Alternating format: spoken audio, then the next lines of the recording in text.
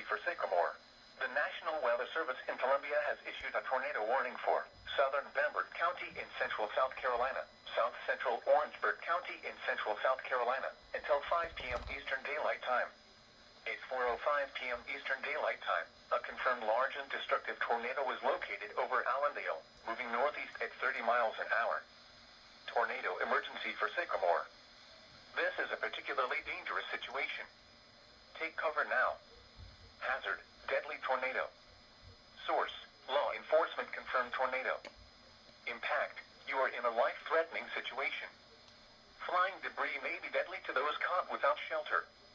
Mobile homes will be destroyed. Considerable damage to homes, businesses, and vehicles is likely and complete destruction is possible. Locations impacted include Allendale, Fairfax, Sycamore, Ulmer, and Siegling.